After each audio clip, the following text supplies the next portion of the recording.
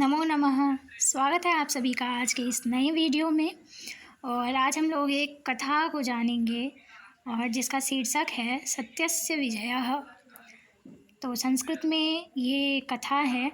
जिन्हें भी संस्कृत पढ़ने में समस्या आती है, अर्थ को निकालने में समस्या आती है, वो यहाँ से इन कथाओं को पढ़ सकते हैं। आज ये पहला वीडियो है। इसके बाद मैं कोशिश करूँगी कि आपको प्रतिदिन एक कथा और साथ में एक सुभाषित दे सकूं। तो आइए आज इस कथा को जानते हैं। साथ में हिंदी अर्थ को भी हम देखते जाएंगे। और जो भी वीडियो पूरा देखने के बाद जो भी प्रश्न हो आपके व्याकरण से संबंधित, तो आप कमेंट बॉक्स में लिख सकते हैं। उसे मैं निश्चित रूप से उसके आंसर करूँगी। तो कथा है। एकस्मिन् ग्रामे एका धेनुः आसीत्। तस्याः नाम विमला आसीत्। तस्याः एकः वत्सः आसीत्। सा प्रतिदिनं प्रातः ग्रामात् दूरं घासं चरितुं गच्छति स्म। तो कहा जा रहा है कि एक गांव में एक गाय थी। धेनु अर्थात गाय। एका धेनु स्त्रीलिंग है, इसीलिए यहाँ पे एका ऐसा प्रयोग किया गया है। तस्याः नाम विमला आसीत्। उसका नाम विमला था। ठीक। तस्याः एकः वत्सः आसीत्। उसका एक बछड़ा था। सा प्रतिदिनं प्रातः ग्रामात्, वह प्रतिदिन सुबह गांव से दूर घास चरने जाया करती थी। एकदा सायं विमला गृहम् आगच्छति स्म। एक बार शाम को विमला घर आ रही थी। मार्गे एकः व्याघ्रः आगच्छत् अवदत् च।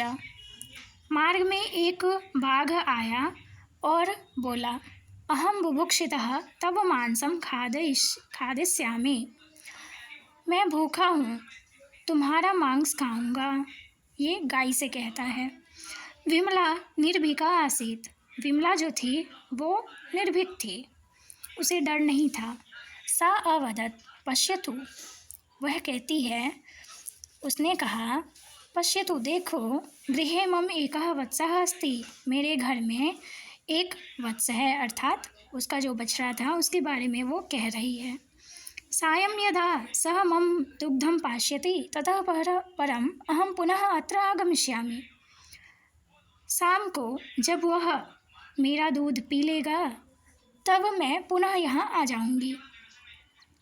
इदानीं मां त्यजतु भवान्। इस समय आप मुझे छोड़ दो, जाने दो। व्याघ्रः अवदत् तव वचने कः विश्वासः। व्याघ्र ने कहा, तुम्हारे वचन में क्या विश्वास। विमला अवदत् सत्यं वदामि अहम् आगमिष्यामि एव। विमला ने कहा, सत्य बोल रही हूँ, अहम आगमिष्यामि एव, मैं आऊँगी ही। तदा व्याघ्रः ताम अत्यजत्। तब ये बाघ ने उसको छोड़ दिया। विमला गृहम् आगच्छत्। विमला घर आई। वत्सः तस्याः दुग्धम् अपिबत्। फिर वत्स ने उसके दूध को पिया। ततः सा स्वसत्यं पालयितुं तत् वनस्थलम् अगच्छत्। ततः उसके बाद वह सा यानी विमला अपने सत्य को पालन करने के लिए उस वन स्थल को आई। व्याघ्रस्य विश्वासः नासीत्। व्याघ्र को विश्वास नहीं था। अतः विमलां दृष्ट्वा सः चकितः अभवत्। विमला को देखकर वह चकित हो गया। विमला अवदत् अहम् आगतास्मि। मैं आ गई हूँ, मां खादतु, मुझको खाओ। व्याघ्रः अवदत् भगिनी सत्यबलेन तव विजयः अभवत्। सत्य के बल से तुम्हारी विजय हुई। यद्यपि अहं बुभुक्षितः तथापि तव मांसं न खादिष्यामि। वैसे तो मैं भूखा हूँ, पर फिर भी तुम्हारे मांस को नहीं खाऊंगा। तुम गृहं गच्छ, तुम घर जाओ। विमला सानंदं गृहम् आगच्छत्। विमला आनंद से घर आई। उक्तम अस्ति सत्यमेव जयते। सत्य की ही जीत होती है। तो अब हम एक सुभाषित देखते हैं सत्य से संबंधित। और जिन्हें भी संस्कृत को रीड करने में समस्या आती है वो वीडियो को पॉज करके एक बार खुद से रीड करें और अर्थ निकालने का प्रयास करें। कौन सा सेंटेंस पास्ट में है, कौन सा प्रेजेंट में है और कौन सा फ्यूचर में है, इसको जानें। और कोई भी समस्या हो तो आप कमेंट बॉक्स में लिखें, मैं उत्तर देने का प्रयास करूँगी।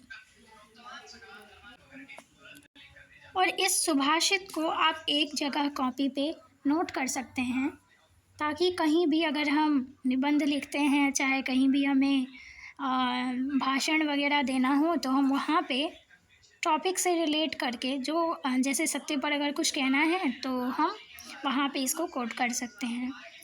तो श्लोक है, सत्यमेव जयते नानृतम सत्येन पंथा विततो देवयानः येनाक्रमन्ति ऋषयो ह्याप्तकामा यत्र तत् सत्यस्य परमं निधानम। मुंडकोपनिषद से लिया गया है और अर्थ है कि सत्य की ही विजय होती है, असत्य की नहीं। सत्य के द्वारा ही देवों का यात्रा पथ विस्तीर्ण हुआ और जिसके द्वारा आप्तकाम ऋषिगण वहाँ आरोहण करते हैं जहाँ सत्य का परम धाम है। तो आप इसे याद कर लें। फिर हम लोग मिलते हैं किसी अन्य कथा को लेकर। तो मिलते हैं अगले वीडियो में, तब तक के लिए धन्यवाद। सभी को नमस्कार।